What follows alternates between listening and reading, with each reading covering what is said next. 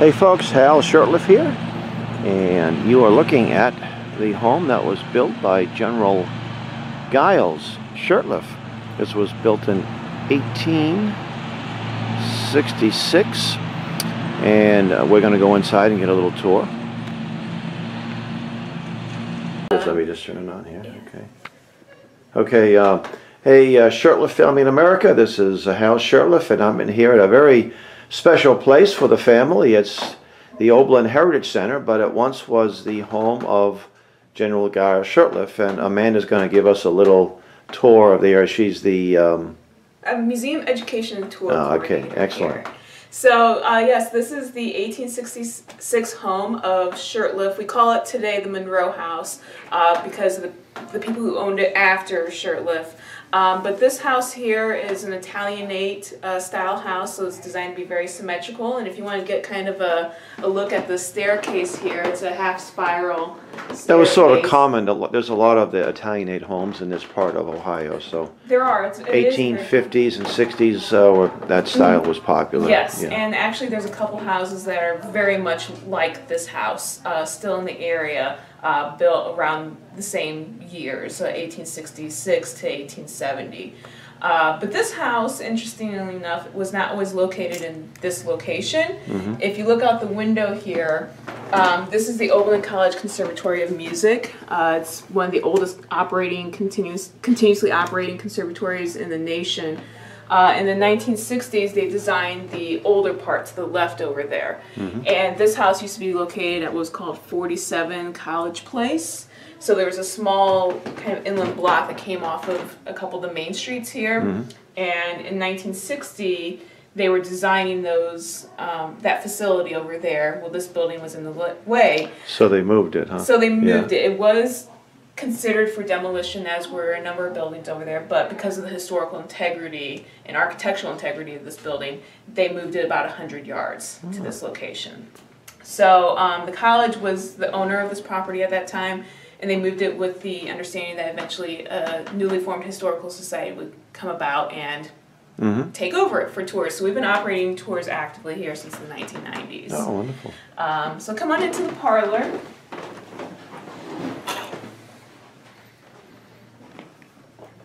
Is there just a lot of original or just period pieces? Many of them are period pieces, and I apologize, we're kind of in flux right now. We're actually putting a few displays out for a new exhibit tomorrow. Our collections manager is working on that about toys and amusements from the 19th and early 20th century. But a lot of the furnishings are not original to the families, but they're original to Oberlin families from the same time period. Okay. The exception being the clock and the chair here were owned by a man named Charles Grandison Finney, and I'll talk about him in just a moment. Charles Finney? Oh, the great revivalist. Oh, yeah. So there's a connection to this Well, house. I know that Giles wrote him a letter asking him to be a student here back in the early 1850s. Yes, Giles was very inspired by Charles's beliefs and statements, as well as the college at that time had gained a reputation as being a hotbed of abolitionism. So Shurtleff was inspired by those motives to come to Oberlin. And I think he graduated in '59, I believe. So Shurtleff, he built this house, owned it for 4 years, and then in 1870 the ownership was transferred to James Monroe, who's in the portrait up here. James Monroe was also a prominent abolitionist. He came from a Quaker family in Connecticut.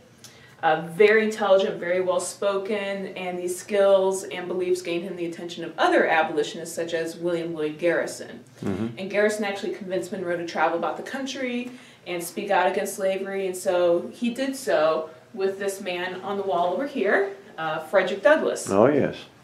Frederick Douglass had been formerly enslaved himself, but he freed himself, and then was probably the most outspoken abolitionist of his time. They had a very mutual respect for one another because Monroe didn't just believe in abolitionism, but he believed that African Americans also had intellectual and social equality.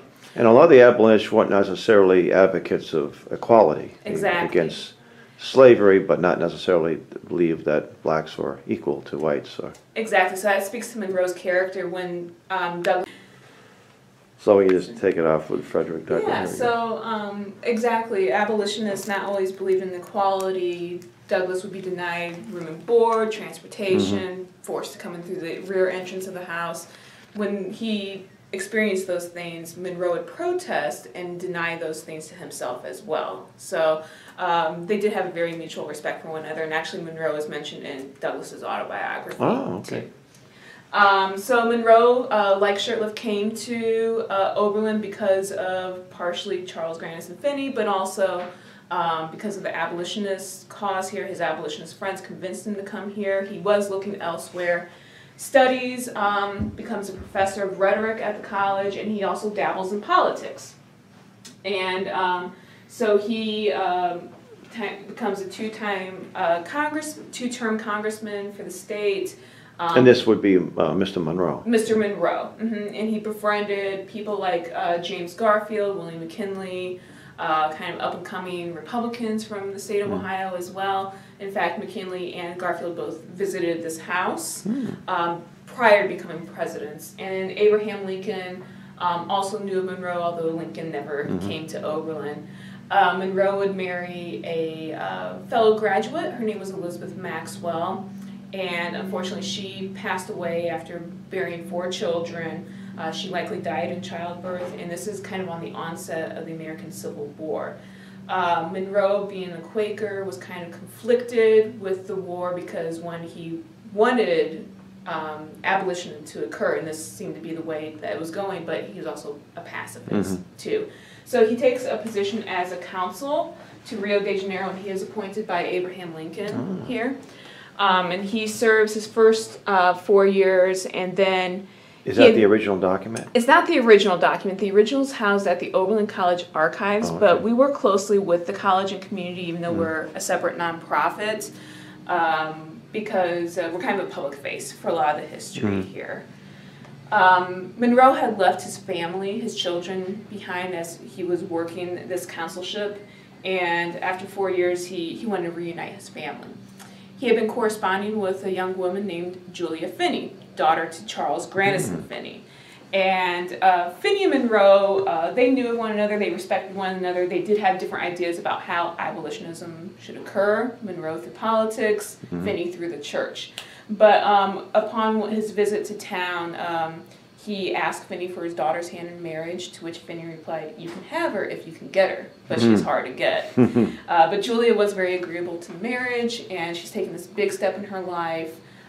She's now stepmother to 4 children, and they all moved down to Brazil together for the next 4 years. In the 1870s, when they come back to Oberlin, and Shurtleff sells the house and property to them. And then Shurtleff goes to builds Shurtleff Cottage, which is where the statue of Shurtleff is today. What was the age difference between... 14 years. 14 years.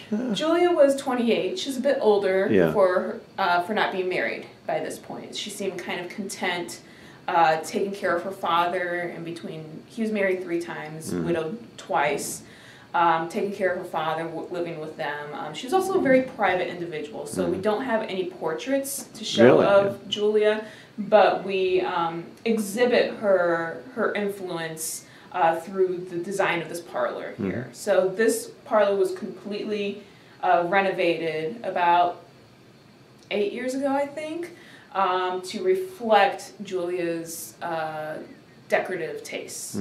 So her favorite colors were hues of blue. We also, through the Oberlin College Archives, have access to her records and receipts. So in the 1870s, they redecorated this room, and that's what we have it reflected as today. Oh, great. So, just trying to point out anything else in here. Again, yes, we have some materials up for the new exhibit that is being featured tomorrow. But come on into the dining room next. These are the this is the original tile for the fireplace in the parlor. Somebody had replaced the tiles years later, and when word got around that we were restoring that room, we were able to get our hands on an original tile, and we were able to make reproductions through a tiling company called Starbuck Goldner out of, I think, Pennsylvania. So we're very active in trying to preserve and restore the history of the area. This is the dining room. This is kind of where we talk about the founding of Oberlin. It does have a very unique history. It was founded by two Presbyterian ministers. Their names were John J. Shippard and Philo P. Stewart. And they came from the out east, northeast. Mm-hmm. They settled in this area known as the Western Reserve. They were in a little settlement called Elyria that had existed for about 20 years prior to this point. And they found that they were dissatisfied with the ways of living. I mean, this is kind of like the American frontier. They thought people were essentially living godlessly, so they wanted to create their own community in the vision of a man named John Frederick Oberlin, who was a European minister, improved communities through good works and education. And so they got together and they heard about this cheap land that was a few miles away. And they decided to explore it one day. So the legend says that they ventured out into the woods for a few miles. They came across this elm tree, and at this elm tree they were going to rest and pray. Mm-hmm. As they're departing, a huntsman comes out of the woods and says to them, "You two are very lucky. There was a mother bear and her two cubs nearby, and she left you unharmed." So this was a sign from God to these two men. And they purchased the land from landowners in Connecticut, and they settled the community of Oberlin. Now the land was cheap for a good reason. It was wooded, which wasn't a problem, but it was incredibly swampy. Mm. And drainage is still an issue that we sometimes experience problems with today. But they paid this man here, the first white settler of Oberlin, his name was Peter Pindar Pease, to clear the land and help establish some of those first buildings and structures in the town. So this was in 1833. By April, they kind of started getting things going. Mm. By December of that same year, they founded the Oberlin Collegiate Institute because, again, education was integral to their ideals. And what was special about this institute was that it was coeducational. It was the first coeducational institute in the country. And a lot of people thought this was radical because, one, many people didn't believe that women should be educated to a higher extent, but the fact that they had men and women studying side by side. But the founders were arguing that they were providing the right kind of female education, that they were training these women to be good mothers and wives of missionaries to spread the gospel. So women were still very restricted. They were made to live in the dormitories rather than board. Once they established those dormitories, they weren't allowed to study certain subjects, more advanced science, math. They weren't allowed to give public speeches, and for the first few years, they weren't allowed to get degrees. They only earned certificates for the same amount of work as the male students. But a step in the right direction, and women kept pushing the envelope more and more throughout the years. So in here we have a couple different objects. We have a spittoon. Oberlin was founded again as a Christian perfectionist community, and the people who settled here as community members or college, they had to agree by a set of rules known as the Covenant of Oberlin Colony. They were to live a plain and simple lifestyle, basically. That was reflected in their homes, in their dress, and probably most prominently in their diet. So no alcohol or tobacco. No chewing tobacco. No, yep. Unless for medicinal purposes. Oh, okay. No stimulating drinks, so no coffee, no tea, no spices. So it was a very plain diet. And some of them followed a very extreme form of this diet called the graham diet. And when you think graham, you think maybe graham cracker. The original graham cracker is a very coarse, dense bread that was taken with fruits and vegetables. Essentially, meat and dairy were eliminated. And it was a very hard diet for hardworking people to live by. So by 1841, that was pretty much gone. But the reason why we have spittoon here is that even by the 1870s, alcohol and tobacco were still off limits here. William McKinley, as I mentioned, came to visit the Monroes. And one of his anecdotes that he wrote in a book later on was that he came to visit the Monroes, and after dinner he wanted to smoke a cigar. But obviously the Monroes were not tobacco users, so they did not have a spittoon when he asked for one. Instead, Julia gave him a coal bucket. Oh, really? To which he was kind of amused, but maybe slightly offended too. So as a parting gift, he sent 2 spittoons to the Monroes, to which Julia promptly put them outside and used them as planters. Oh, really? Instead. That's So this is the dining room. We have a couple of different, we have a high boy and low boy, which are actually reproductions. Oh, that's beautiful. And then this is a bird's eye view of Oberlin from 1868, so 2 years after the house was built. So the house is actually located here. You can kind of see the College Place. This large building here is known as the Second Congregational Church of Oberlin. The house is now located back here.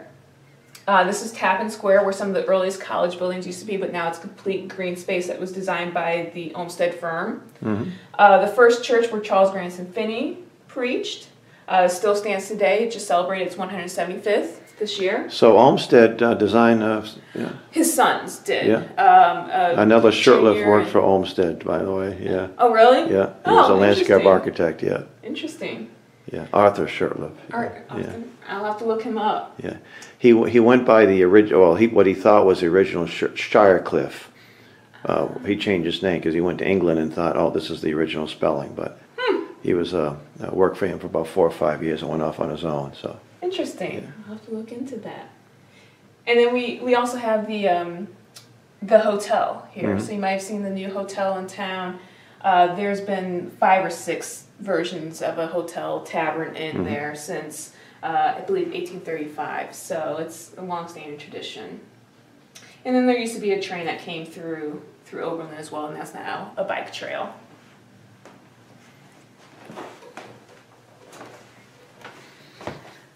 This is the Butlers Pantry. I'm not sure if the Shurtleffs had paid female servants here, but the Monroes certainly did. I wouldn't be surprised if the Shurtleffs had a cook that worked here. But basically this is a buffer between the kitchen and the dining room. And so they would have these doors closed off, and then this is a pass-through for the food to be plated and brought out to the dining room. So it's a storage area and also a buffer.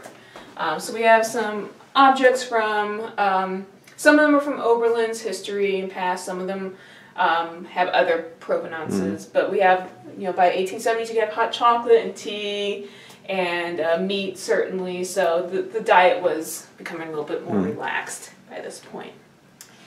If you come into the kitchen, now the kitchen has experienced the greatest amount of change. When the house was moved here in 1960, there was a wooden addition on the back that never came with the rest of the house and was demolished. And that contained a large section of the kitchen. We estimate the kitchen is about half to a third of the size of what it originally was. And there were also probably bedrooms that were upstairs, so maybe servants' quarters or guest bedrooms that also unfortunately disappeared. And then when it was moved, it was modernized with the linoleum floor and indoor plumbing. But still, these are some of the objects that you would see in a kitchen from that time. Everything from a coffee grinder and apple peeler to this is a waffler or a waffle iron. Yeah. A popcorn popper, part of that Ohio diet. A flat iron. This is a fluting iron for creating pleats and cloth. Okay. Yeah. And then this is made out of sandstone. It is a foot warmer that you could put in your bed or in a carriage, wrapping it with newspaper or cloth to prevent you from. And there's the washing machine, huh? There's your washing machine. You're the machine, and here are your tools. And then a rug beater. Rug beater, absolutely. Yeah. And then we have a butter tub for. So that was your early vacuum cleaner, right? Exactly, exactly. Yeah. And stoneware crocks for pickling. Oh, that's great. And we'll move into the final room here.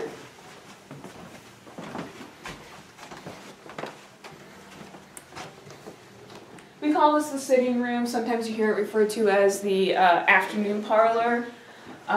This would be actually where the family would gather to converse, to read, where the children could play. They were kind of not really allowed into the front parlor is often supposed to be maintained a little bit more nicely and more impressively for your guests.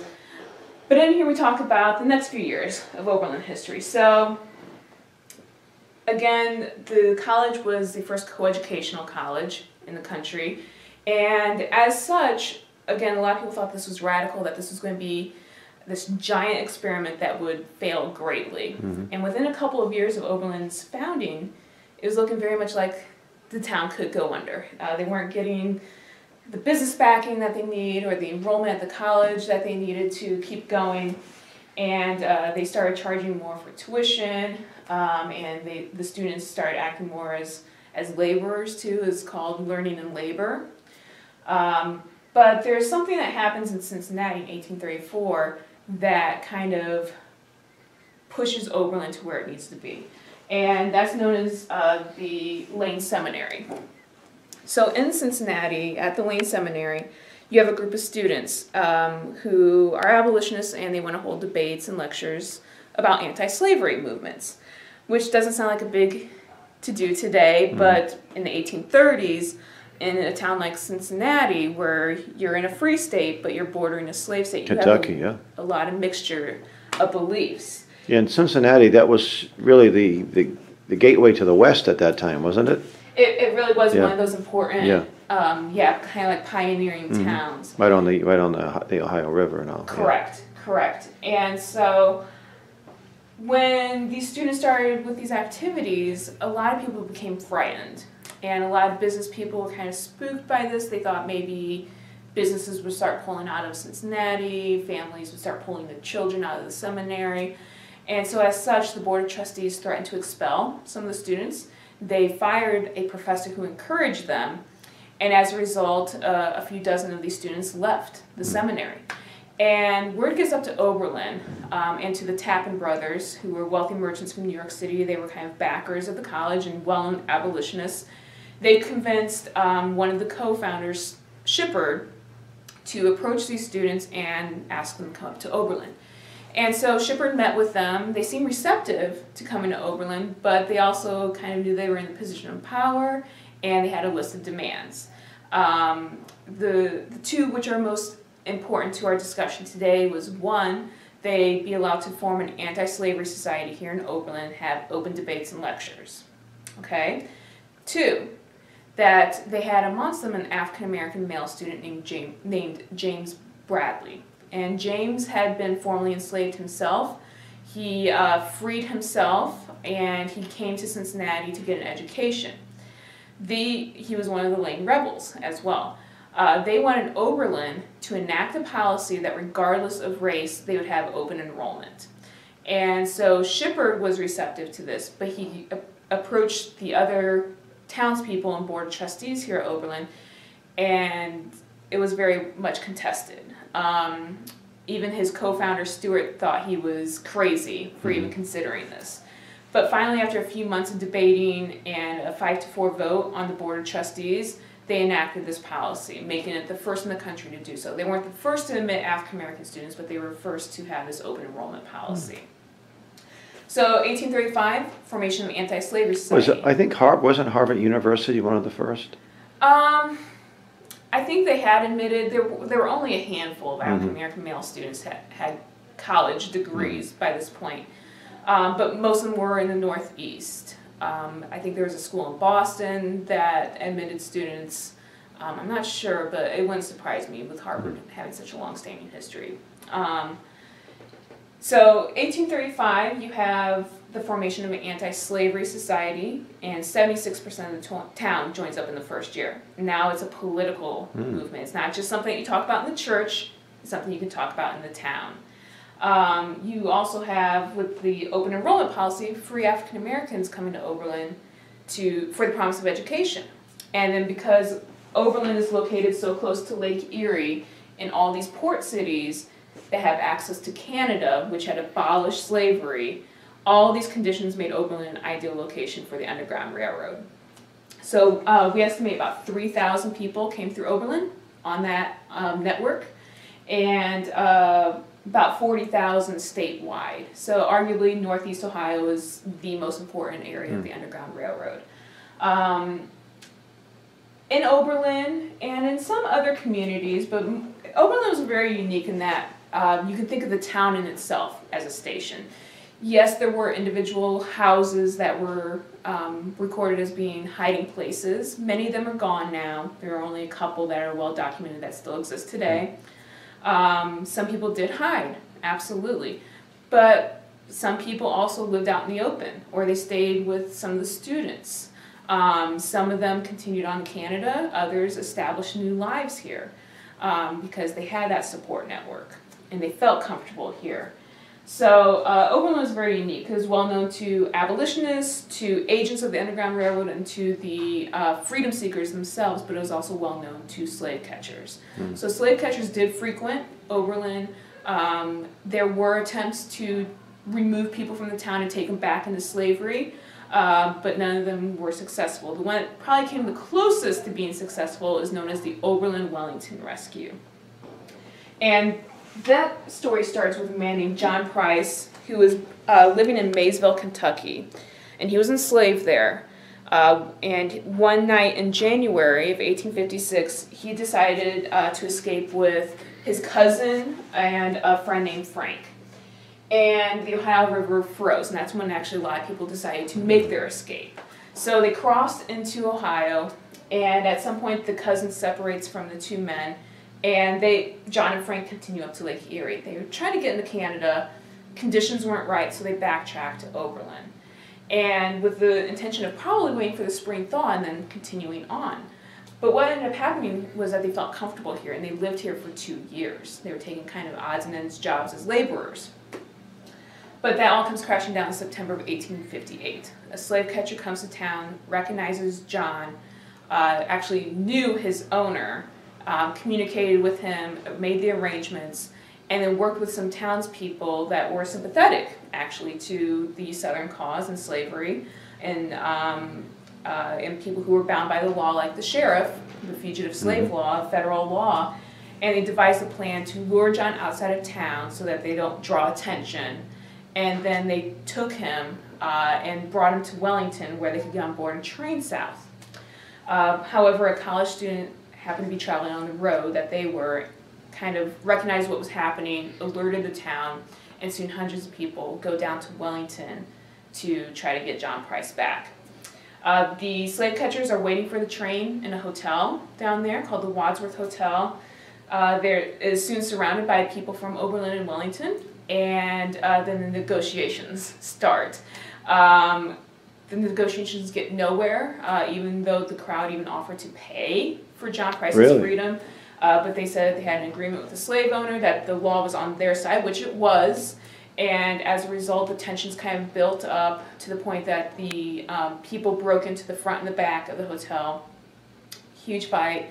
John is able to get out in the confusion. He gets in a wagon and is brought back to Oberlin. And from there, he stayed with James Fairchild for a few days. He would become the 3rd president of Oberlin College. But from there, it's kind of cloudy what happened. We're not quite certain what happened to John Price, but that probably means that he continued on to Canada. So we're still kind of sorting. Was that the last that Oberlin had heard of him? That's the last. Well, there are some reports that some men like John Copeland took him up to Canada, but we're still trying to nail down approximately what happened. And is he pictured here on the wall? Yeah, John Copeland is. But he comes into play in a little bit here too. But these men here, 37 of them were arrested for participating in this rescue. I mean, again, they were breaking a law that day.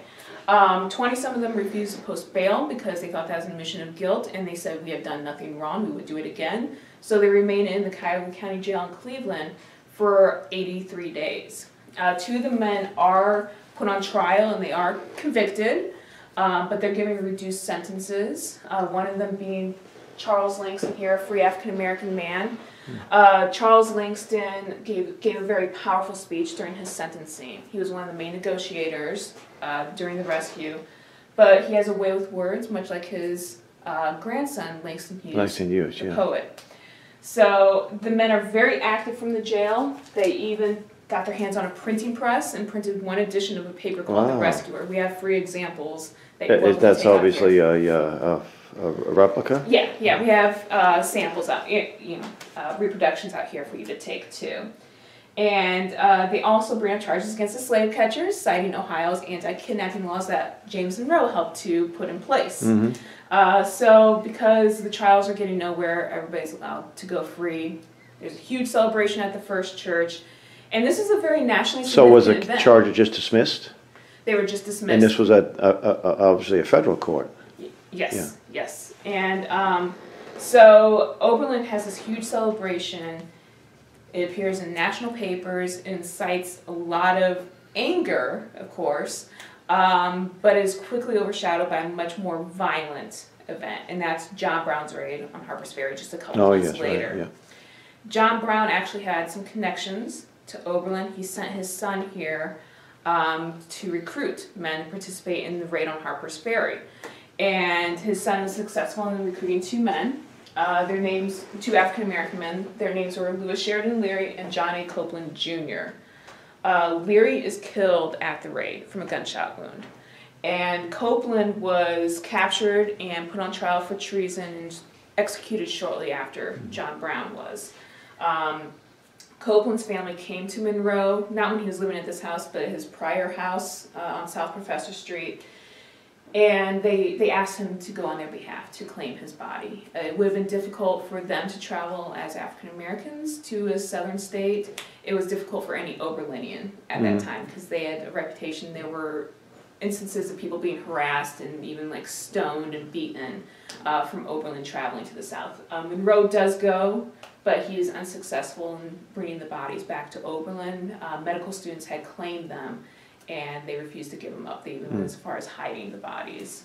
So a very sad instance, but there are a couple monuments dedicated to these men at the Martin Luther King Jr. Park in town.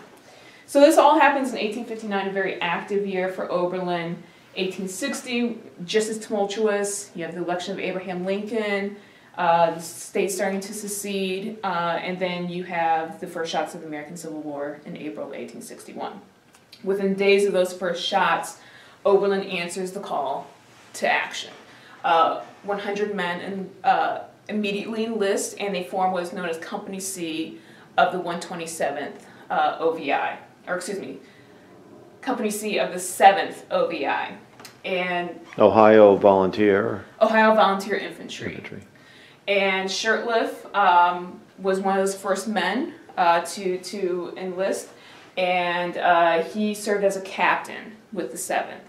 The 7th, the Company C was also known as the Praying Company because of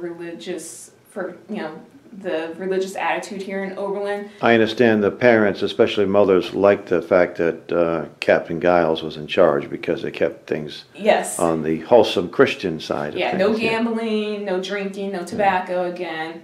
Although there were some instances of that happening, but they were also known as the Monroe Rifles, named after James Monroe again, who lived here.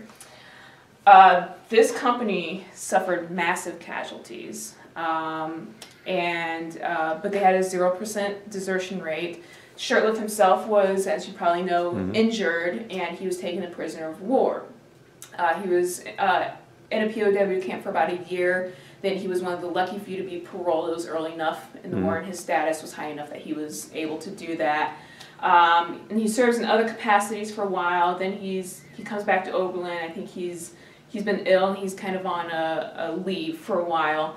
But then by 1863, with the signing of the Emancipation Proclamation, you had the formation of the U.S. Colored Troops.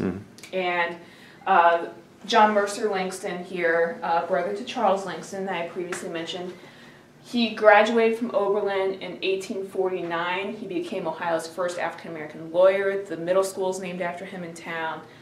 Very influential member of the community. He is actively trying to create African-American troops in Ohio. He's begging the governor to allow the formation. The governor's resistant at first, but Langston says, when you need us, we're here. And so finally, you have the formation of the 5th USCT, also known as the 127th OVI, and Langston is recruiting for the 5th. He had also recruited men for the 54th and 55th Massachusetts, very historic regiments, African-American regiments. And Shurtleff goes on to become a white officer of the 5th. He serves as a lieutenant colonel and works with Langston to ensure equal pay for these soldiers. So had a lot of work ahead of him. And then, all said and done, about 1,000 men, white and black, participated in the war from Oberlin. Majority of them were students. That's a good percentage of the population. Yeah, because I think the population at the time was between 2,000 and 2,500, and about 10% of those men died in action or as a result of injuries or illnesses of the war. So that's about 100 men. They are memorialized on a wall over at Wright Park. The big tablets, marble tablets, have the Civil War names, but since then, men who died in service for other wars and conflicts are also memorialized on that, at the Wright Park. So that is the first 30 years of Oberlin history. That's great. Well, thank you so much for that. Thank you. And if people want to find out more about Oberlin and the history of these very incredible people, how would they do that? We do have some resources online, the OberlinHeritageCenter.org. We have history features, a blog, and people are welcome to call. We do have archives here, and the college has a very extensive archive library at the Mudd Library on campus, and we'd be happy to answer any questions. And you're open 5 days a week? Yeah, Tuesday through Saturday, 10 to 3, but we can also schedule special tours for groups. All right. Too. Okay. Well, thank you, Amanda. That was very nice. Thank you.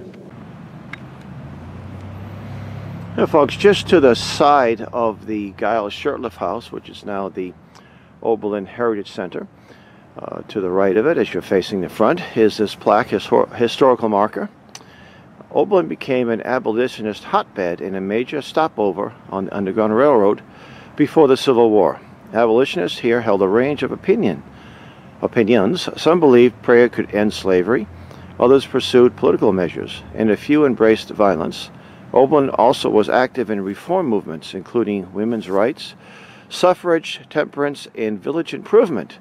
Behind this marker is the home of Giles Shurtleff, an abolitionist, professor, and Army general who led the 1st African-American Regiment from Ohio to serve in the Civil War.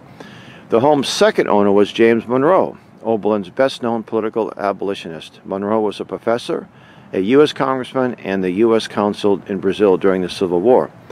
He lived here with his wife, Julia, and daughter of Oberlin's great religious leader, Charles Grandison Finney.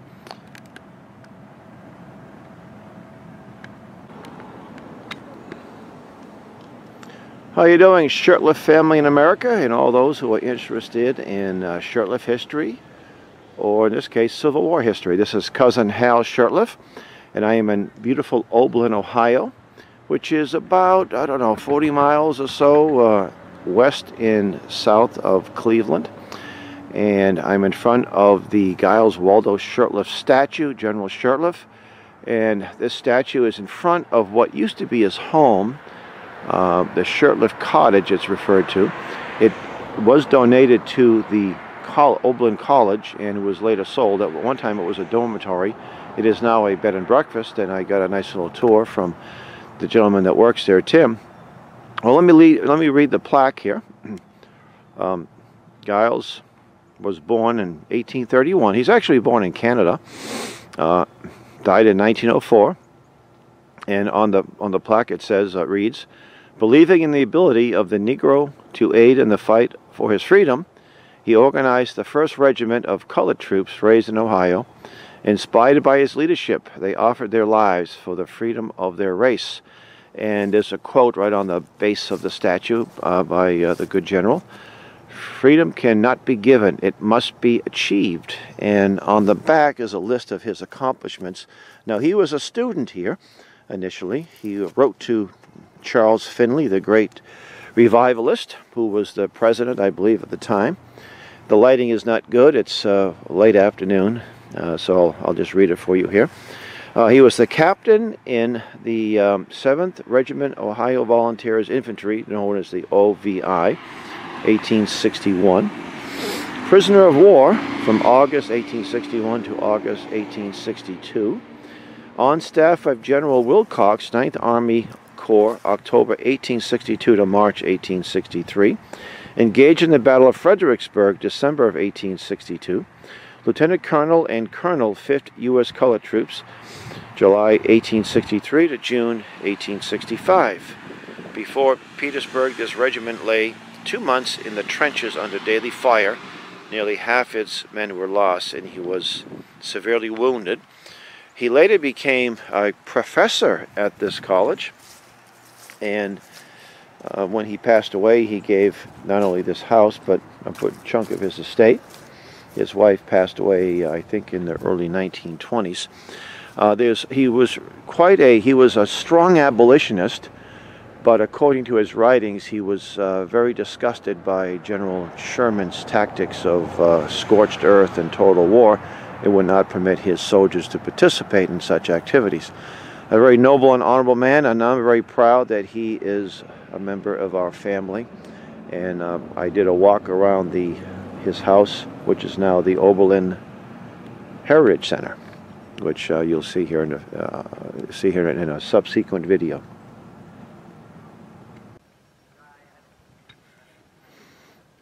And here we are at the Westwood Cemetery, just a couple of miles outside of town, Oberlin, Ohio, the final resting place of General Giles W. Shurtleff and his wife Mary Burton.